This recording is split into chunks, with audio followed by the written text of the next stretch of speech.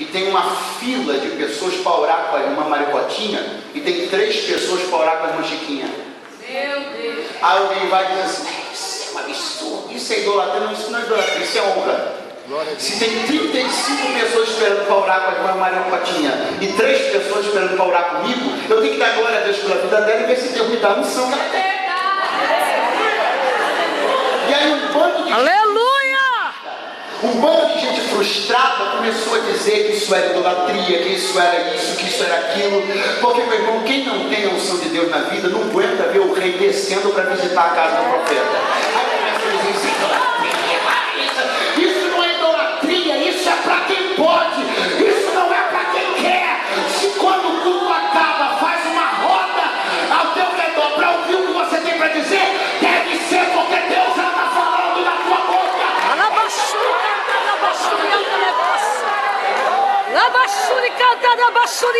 O povo sabe aonde vai. O povo sabe a quem escuta. O povo sabe de quem senta. O povo se tem gente sentando para ouvir alguém. É uma coisa se a casa de alguém lá na frente.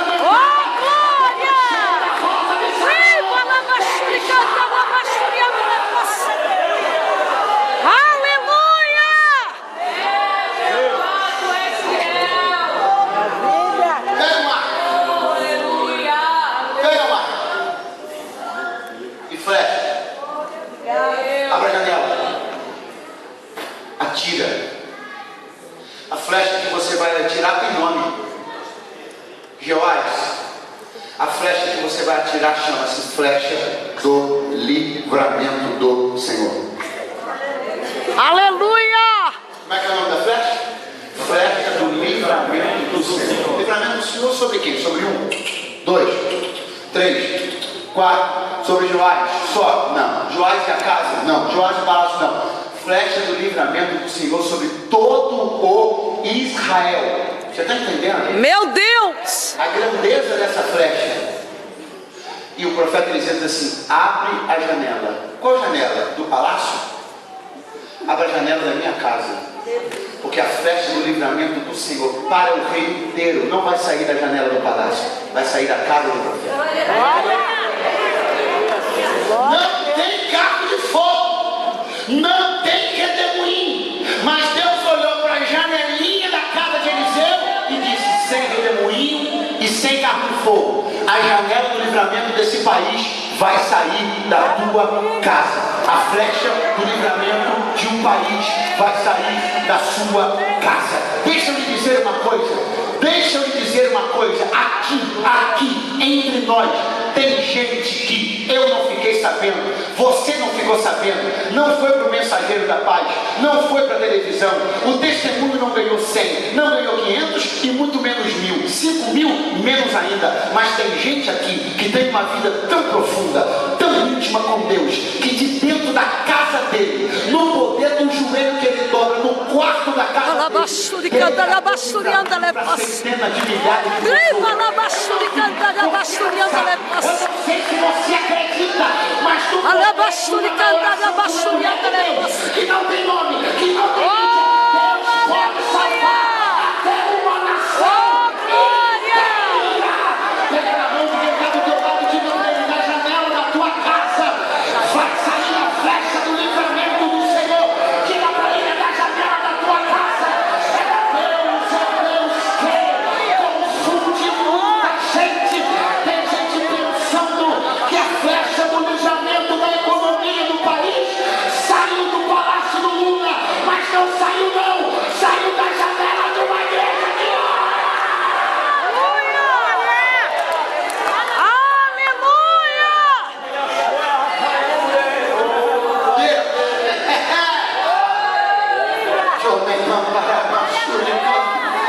E não menospreze a tua casa, não menospreze o teu quarto, e não menospreze a janela do teu quarto, porque de casas pequenas, onde moram grandes homens de Deus, são oriundos livramentos poderosos.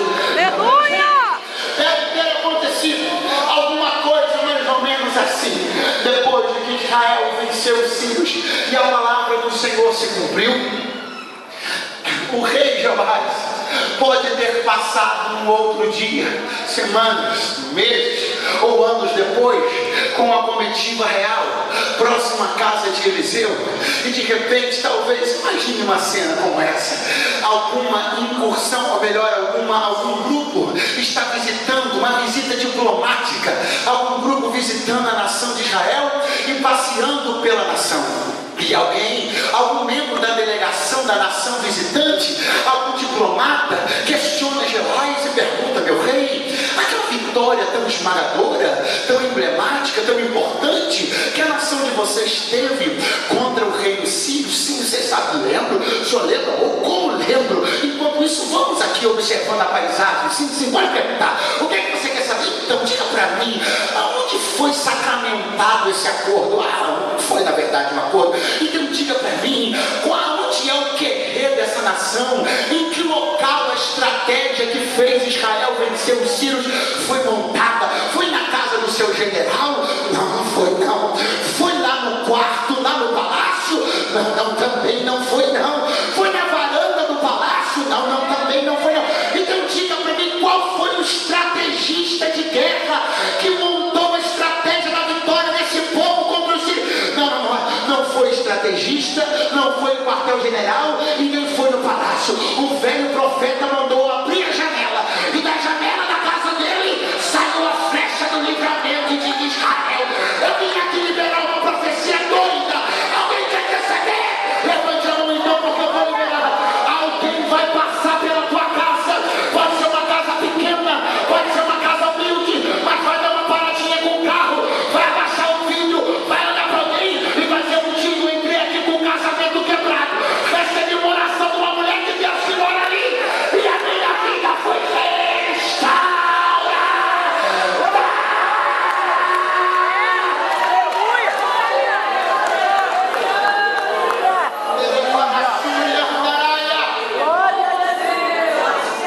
Grandes coisas que podem mudar o rumo de uma igreja. Aleluia. Coisas que podem mudar o rumo de uma cidade. Grandes coisas podem começar dentro da casa de um velho profeta.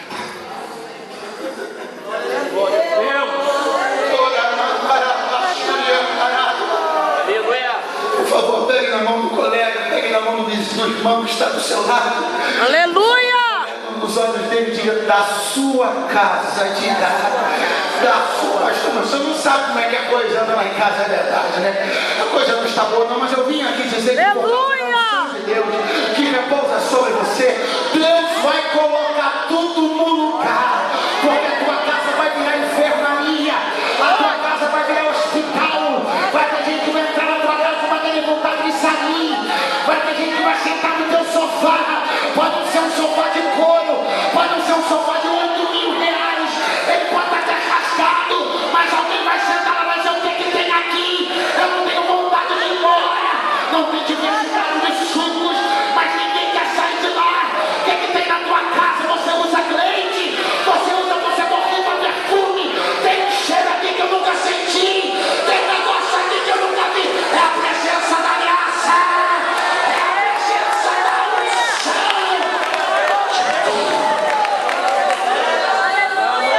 Meu pai,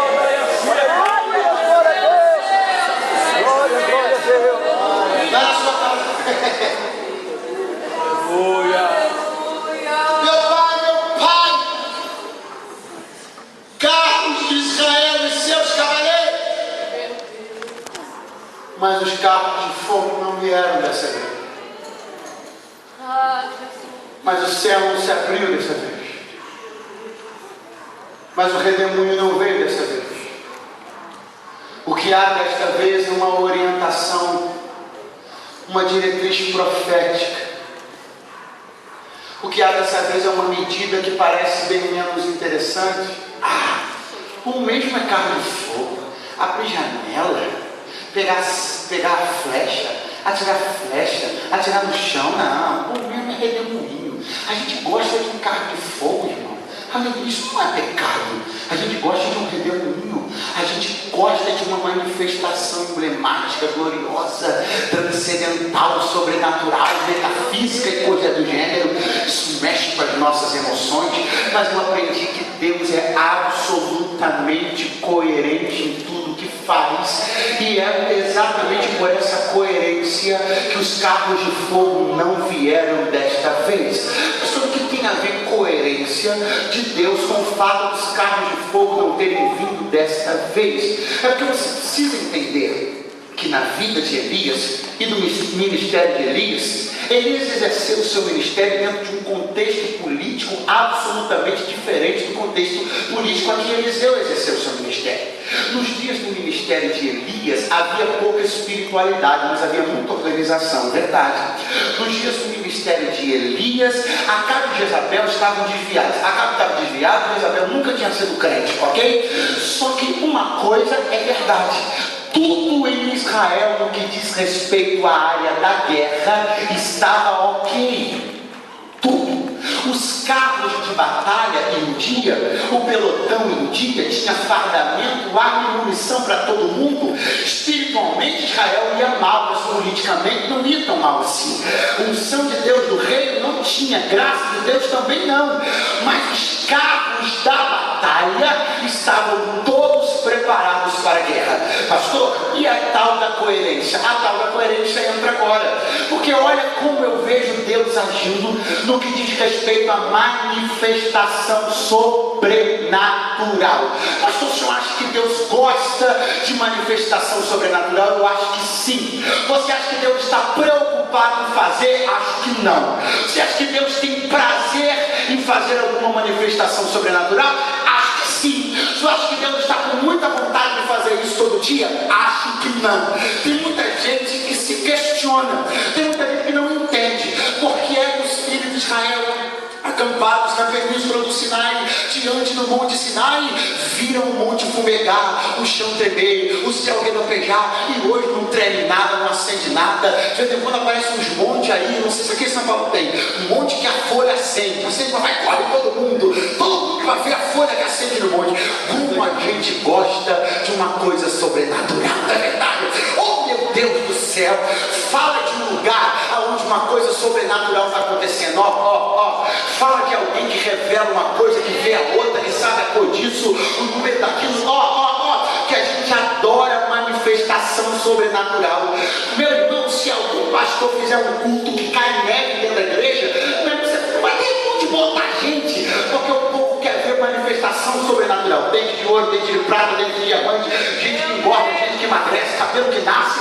Falou de coisa sobrenatural, pastor, vou perguntar de novo, pastor, o senhor acha que Deus gosta? Eu acho que gosta. O senhor acha que Deus está querendo? Eu acho que até está. O senhor acha que Deus está preocupado? Não, eu não acho que Deus está preocupado. Então, com o que é que Deus está preocupado? Eu acho que Deus está preocupado mais com os carros de guerra do que com os carros de fogo. Dê uma olhadinha para o vizinho, diga para ele: Deus está mais preocupado com os carros de guerra do que com os carros de fogo. Eu vou voltar aqui e dizer uma coisa para você de novo. Vamos falar do contexto do reino nos dias de Elias, para nós entendermos esta tal desta coerência que eu estou falando. Eu estou falando que Deus fez do ministério de Elias um ministério de questões sobrenaturais. Eu estou falando que na partida de Elias veio o carro de fogo, veio o redemoinho e teve aquele espetáculo todo. Mas quando alguém batia na porta do exército de Israel, estava todo mundo lá em posição de sentido. Quando alguém batia na porta da garagem do exército de Israel, os carros estavam todos aparelhados e prontos. Havia uma organização para as questões de guerra. E aí que entra a tal da coerência, porque eu vejo Deus interessado e disposto a fazer o sobrenatural quando existe estrutura para suportar o sobrenatural. Tudo bem, pastor? Ok, o senhor falou dos dias de Elias, fala dos dias de Eliseu. Eu vou lhe falar porque é que quando Jeoás entrou na casa de Eliseu, não teve carro de fogo, não teve redemoinho, não teve treme-treme, não teve relâmpago, não teve trovoada. O que teve foi uma provisão profética. Uma provisão profética que diz respeito a quê, pastor? Vou lhe falar, sim, eu vou lhe falar. Uma provisão profética que visava restaurar o exército de Israel. Por quê? Porque nos da morte de Eliseu, o exército de Israel contava com 50 cavaleiros e 10 carros de ferro. Eu vou repetir: 50 cavaleiros e 10 carros de ferro. Aí Joás entra na casa do profeta Eliseu, e com 50 cavaleiros e 10 carros de ferro, você acha que Deus está preocupado em mandar carro de fogo? Com 50 cavaleiros e 10 carros de ferro, você acha que Deus está preocupado em mandar redemoinho? Com 50 cavaleiros e 10 carros de ferro, você está achando que Deus está preocupado em rasgar céu e fazer treme-treme, relâmpago e trovoada? Deus usou o profeta Eliseu e disse assim: ô Joás, sabe de uma coisa? Você falou aí o negócio do meu pai, eu estou entendendo que está na hora de eu morrer. Mas Deus me disse que não vai vir carro de fogo, Deus me disse que não vai vir redemoinho, não vai vir anjo, não vai vir ninguém. A minha despedida vai ser marcada de outro jeito. Não vai ter carro de fogo, mas aqueles 10 carros quebrados que estão lá na garagem, eles vão se transformar em 500. Porque a flecha do livramento do Senhor vai sair aqui da janela de casa. E não vai ser para derramar fogo, não. Vai ser para restaurar o exército. Sabe que eu vim aqui de Deus como profeta? Nós estamos vivendo um tempo onde há uma sede do sobrenatural, mas eu vim em nome de Deus dizer uma palavra aqui: Deus não vai fazer o sobrenatural descer em cima de exército com carro quebrado. Deus não vai fazer o sobrenatural descer em cima de exército com soldado ferido. Deus está muito mais interessado em restaurar pelotão do que mandar carro de fogo. Deus está muito mais interessado em consertar as rodas do teu carro do que mandar carro de fogo. Sabe por quê? Tem muita gente vivendo fogo para um lado e fogo para o outro, mas quando entra na guerra é abatido no primeiro lance. Deus não está interessado em manifestar o sobrenatural sobre um povo que anda com carros com as rodas quebradas. O que é que Deus vai fazer primeiro, pastor? Primeiro Deus vai curar os soldados feridos, vai chamar os desertores de volta, vai consertar os carros quebrados, e depois que nós formos capazes de defender o nosso povo, aí Deus vai começar a mandar fogo sobre nós.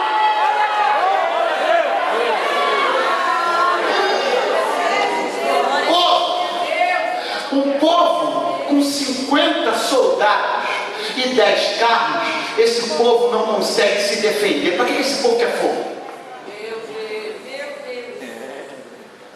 Um povo que tem um exército que conta com 10 carros e 50 soldados, esse povo não consegue nem defender as mulheres, nem defender as crianças, e esse povo quer fogo. Isso é uma incoerência brutal, e Deus não habita no meio dessa incoerência. Enquanto a igreja brasileira não for capaz primeiro de defender os seus valores e as suas bases, ela não vai ver o fogo de Deus. Eu vim aqui como um profeta de Deus para entregar uma palavra. Pastor, só está entregando uma palavra para o Brasil, mas só tem 300, 400 pessoas aqui, tem 300, 400 pessoas aqui, mas a Bíblia diz que Deus faz dos ventos os seus mensageiros e dos seus ministros uma labareda de fogo. E o que eu estou profetizando aqui pode estar sendo ouvido humanamente por 400 pessoas, mas profeticamente esta nação vai receber uma mensagem de Deus, e a mensagem é esta: enquanto a igreja estiver com os carros de guerra quebrados, os carros de fogo não vão aparecer. Não vão.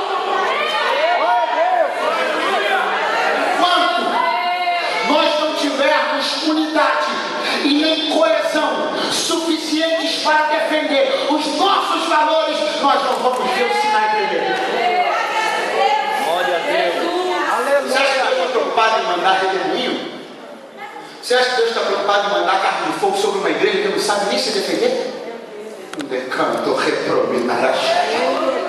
Você acha que Deus está preocupado em fazer o Sinai tremer diante de um povo que está com as rodas dos seus carros quebrados?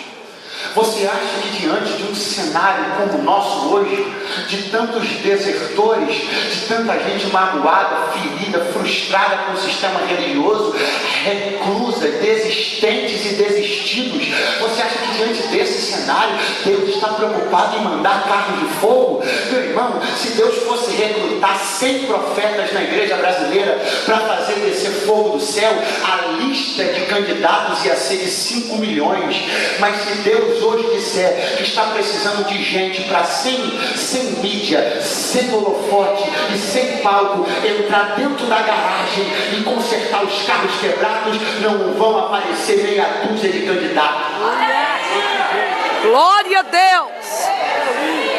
Mas sabe de uma coisa? Sabe de uma coisa? Nós ainda temos 10. Melhor, nós só vamos sair do status de 10 carros e 50 soldados. Nós só vamos vencer isso porque Deus ainda tem os seus Eliseus nessa terra. Porque não se faz ministério só de Elias. Fala para quem está ao teu lado assim, ó. Não se faz ministério só de Elias. Se nós tivéssemos hoje apenas profetas do perfil de Elias, nós estaríamos fadados a continuar com 10 carros e 50 soldados. Por quê, pastor? Porque o profeta Elias é muito bom para fazer fogo descer, mas Eliseu é o profeta que entra nos lares com chave de fenda na mão e aperta parafuso de roda quebrada. É desses profetas que Deus está precisando. Eu vim aqui dizer que Deus vai levantar um exército de formiguinhas. Não tem tamanho, não tem luxo, não tem aparência, não tem mídia, mas trabalha.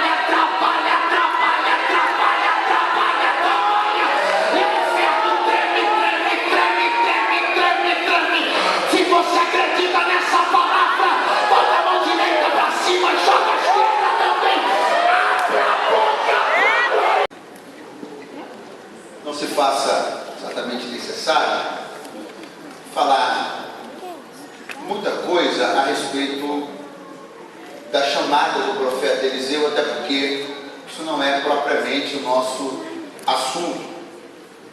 Mas você sabe que o profeta Elias, que foi um expoente, teve um ministério muito respeitado, muito tremendo, muito frutífero. O profeta Elias, em um determinado momento, ele foi comunicado pelo Senhor de que ele deveria tomar 3 providências antes de que efetivamente o seu ministério, também a sua vida terrena terminasse. Dentre essas 3 providências estava a unção de um substituto para o ministério como profeta em Israel naqueles dias. E é nesse momento que entra no cenário bíblico a figura de um homem chamado Eliseu.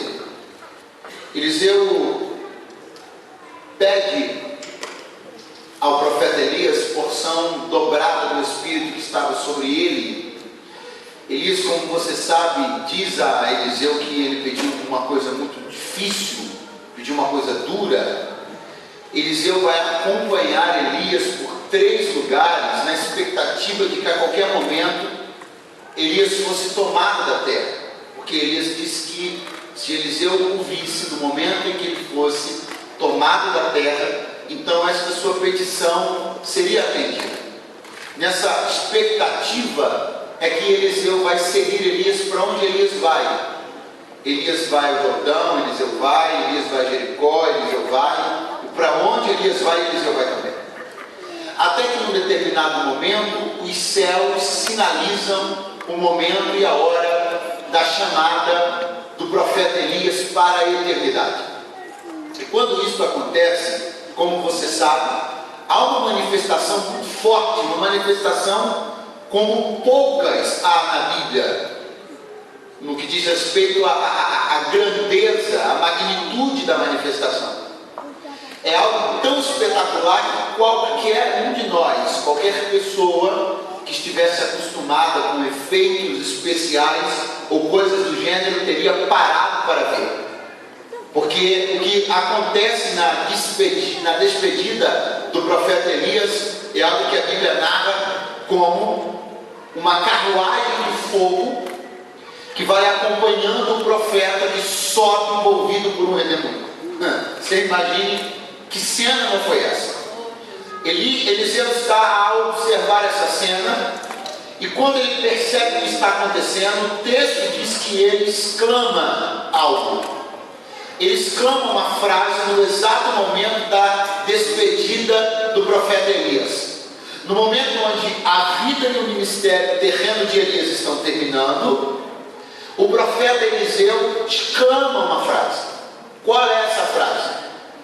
Meu pai, carros de Israel e seus cavaleiros. Vamos repetir essa frase no 3. 1, 2, 3. Meu pai, carros de Israel e seus cavaleiros. É uma exclamação, e essa exclamação ela marca o momento do desfecho do ministério de Elias. Essa exclamação marca o fim da vida terrena de Elias e o começo da sua vida na eternidade.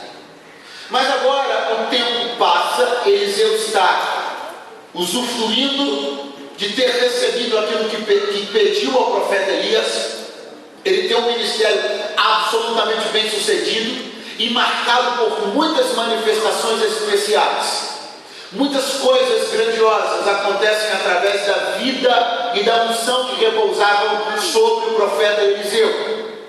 Mas como todo profeta, como todo servo de Deus, como toda a pessoa comum, Eliseu ficou velho. E você sabe que quando a idade vai se avançando, a incidência de enfermidades e doenças vai aumentando muito. E Eliseu, segundo diz o texto, no capítulo 13, verso 14, estava da doença de que iria morrer. O profeta Eliseu está dentro de sua casa, claramente já sem condições de exercer o seu ministério fora da sua casa, andando para um lado, andando para o outro, liderando escolas de profetas e fazendo coisas desse tipo.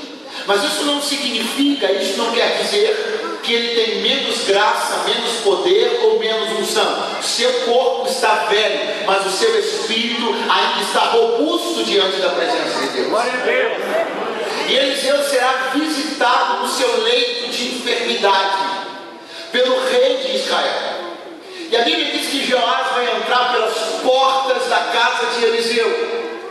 A Bíblia diz que Joás vai entrar no quarto de Eliseu. E eu não sei exatamente qual foi a visão que Joás teve. Eu não vou saber dizer exatamente o que ele viu, mas eu posso entender o que ele viu com base em uma experiência ou algumas experiências que eu já tive e que provavelmente você já teve também. Sobre qual experiência eu estou falando?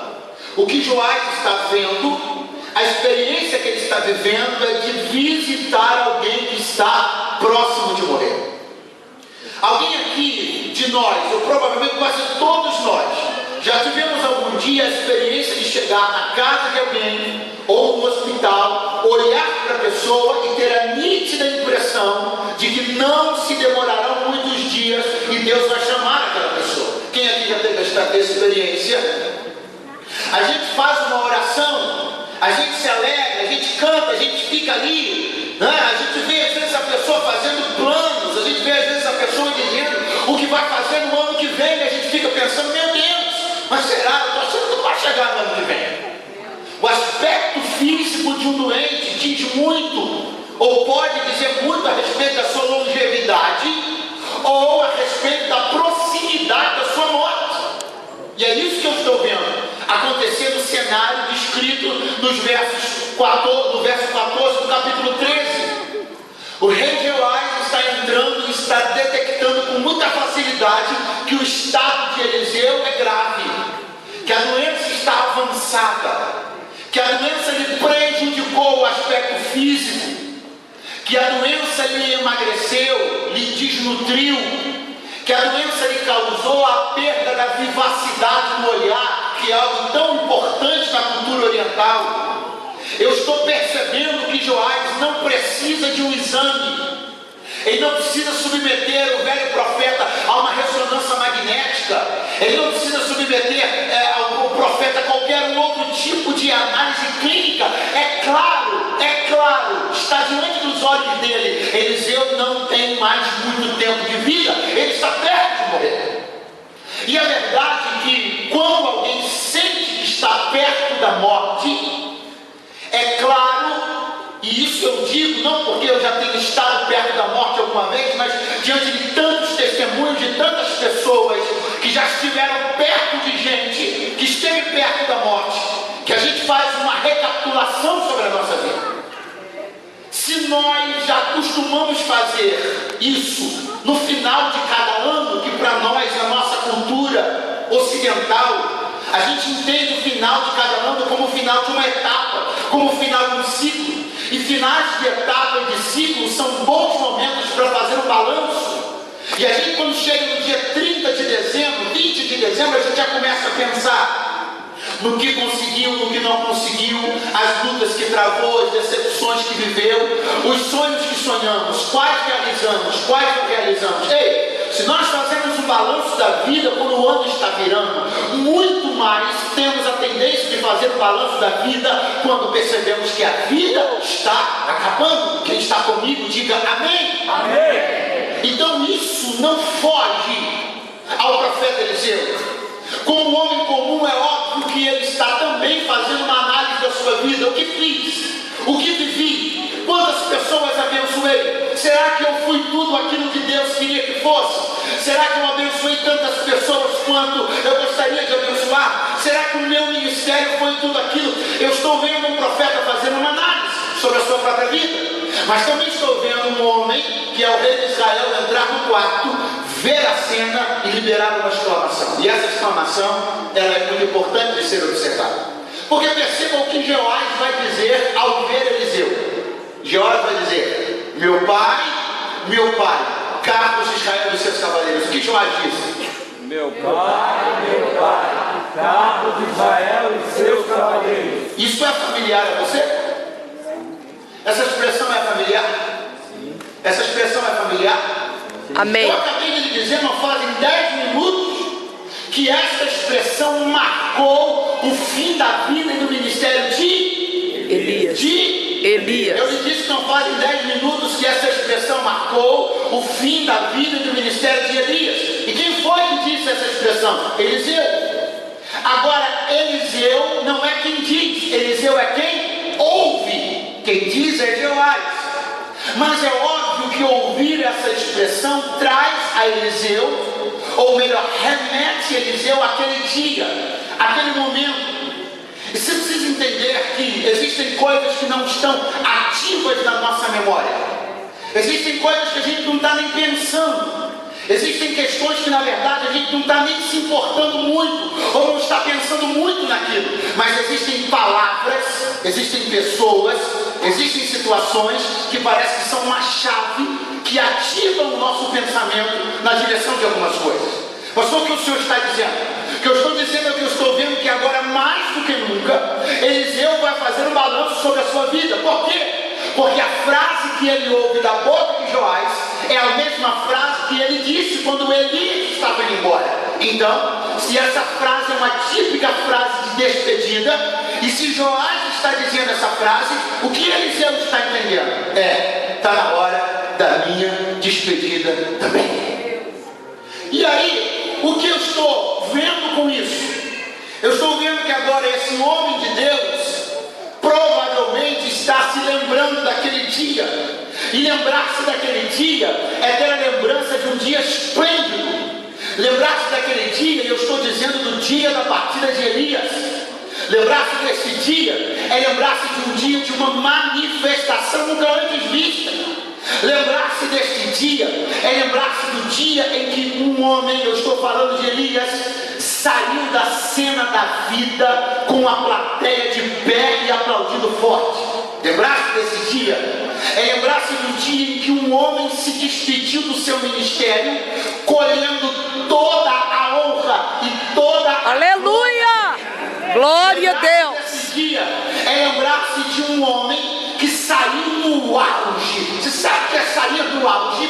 Elias saiu da terra no ponto mais alto do seu ministério. Elias não deixou a terra frustrada, ele deixou a terra vencedor, ele deixou a terra triunfante, e ele deixou a terra em alto estilo, porque ele deixou a terra dentro de um redemoinho e acompanhado por um carro de fogo. Aleluia! Glória a Jesus! Entender onde eu quero conduzir você pelo Espírito? Quão contrastantes são essas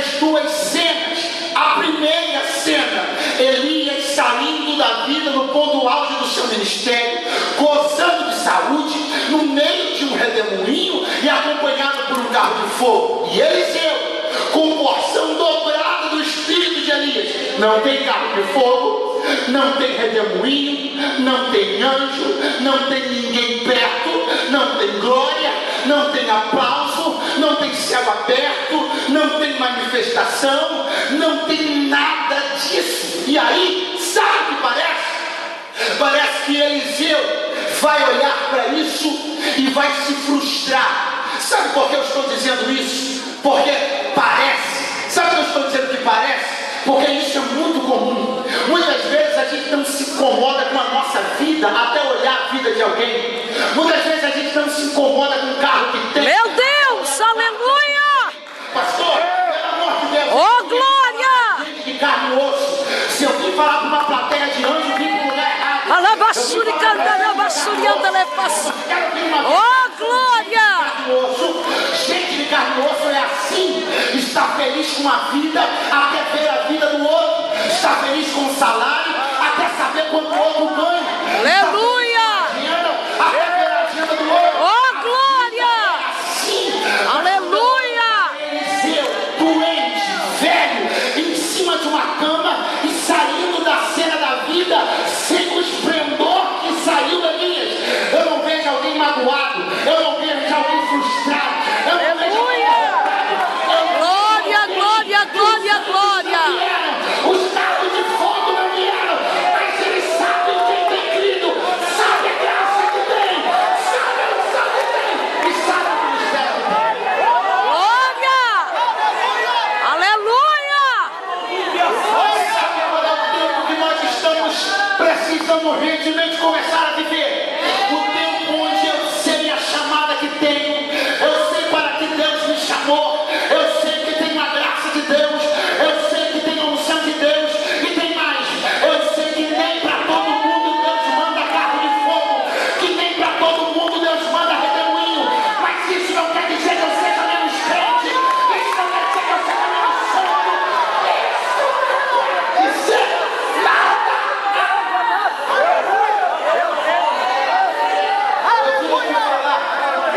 Eu vim aqui falar que uma das setas que estão na aljava do diabo chama-se frustração. Eu vim aqui falar que uma das flechas que estão na aljava do diabo chama-se ciúmes. E deixa eu dizer que tem muita gente que não tem a maturidade espiritual que Eliseu tinha. Eu vim aqui dizer que tem muita gente no leito dizendo: por que é que eu estou aqui? Se o Elias subiu no carro de fogo, tem muita gente dirigindo um carro antigo, dizendo: Deus, por que eu estou aqui? Se o Elias dirige um carro zero, eu vou dizer para você: pare de olhar para o que está na vida de Elias e comece a olhar para aquilo que Deus tem dado para você. Glória a Jesus! Coloca a mão no ombro de quem está do seu lado. Diga para ele: pare de olhar ao redor para o que os outros estão vivendo e você não está vivendo. Comece a olhar para dentro de você e você descobrirá razões para ser grato a Deus por tudo aquilo que Ele está fazendo na sua vida.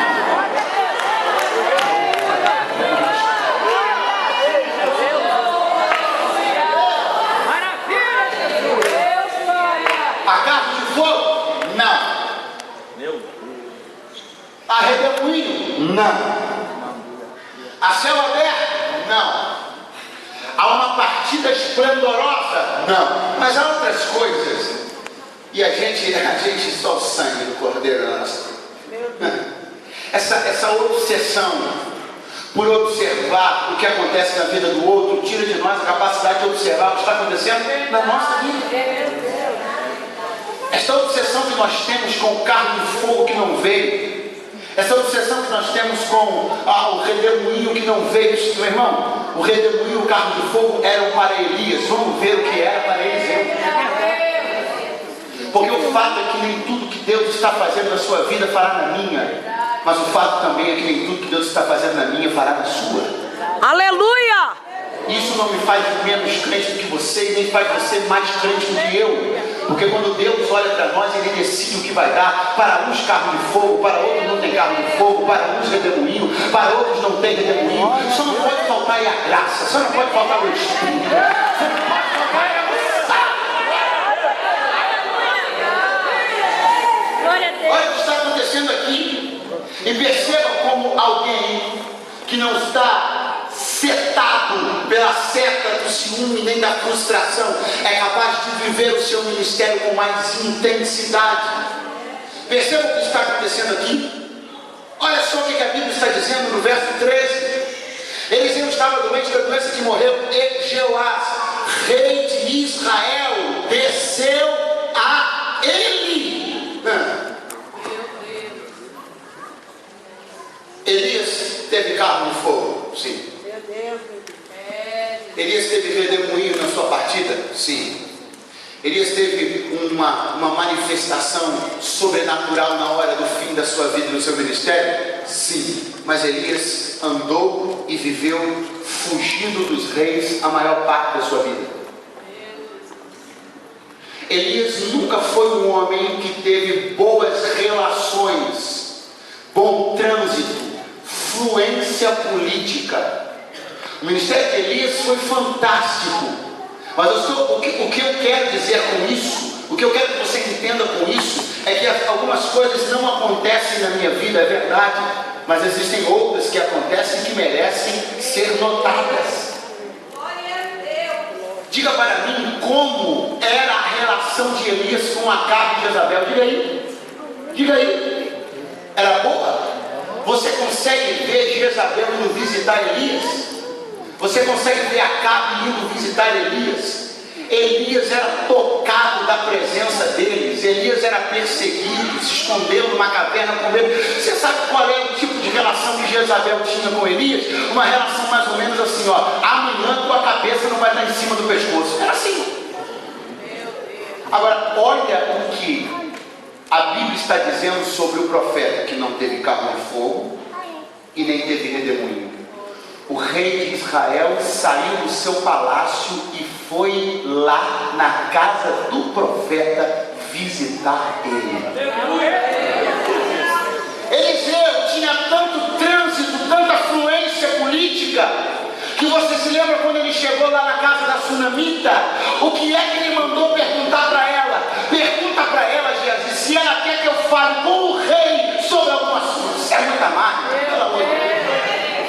Você está entendendo isso? Não tem carro de fogo e nem tem redemoinho, mas gente lá da nata, gente da alta, desce do trono para ouvir o que Eliseu tem para falar. Eu tenho uma palavra de Deus para lhe entregar, meu filho. Pode ser que você não esteja aonde exatamente você gostaria de estar. Pode ser que você não esteja vivendo exatamente aquilo que você gostaria de viver. Pode ser que você não tenha na sua conta ou na sua garagem exatamente aquilo que você gostaria de ter. Mas uma coisa pode e deve marcar o teu ministério. Sabe qual? Muita gente que tem, que pode, que vai respeitar a unção de Deus que repousa sobre a sua cabeça. Eu não sei aonde você mora, não sei se mora no baixo, não sei se mora no alto, não sei se a casa é boa, não sei se não é tão boa assim, eu não sei quanto você ganha, eu não sei o tipo de cobertura que a sua casa tem, quartos tem, eu não sei se tem suíte. Coisa eu sei. Oh, glória! Pousar sobre a tua vida. Para ele visitar o profeta na favela.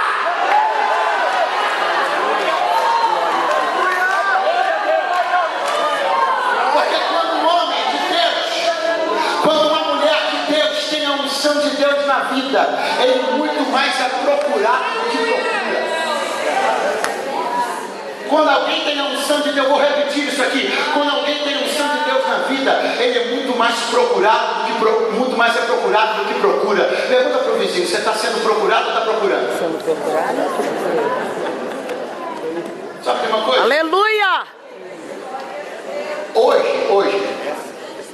Hoje,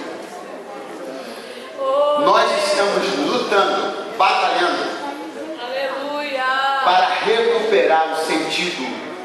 de honra a homens de Deus e mulheres de Deus. E sabe por que nós estamos tendo que lutar? Sabe por que estamos tendo que fazer isso? Porque muita gente enciumada deturpou o conceito de honra aos profetas. Estou não entendi, mas você vai entender agora. É verdade.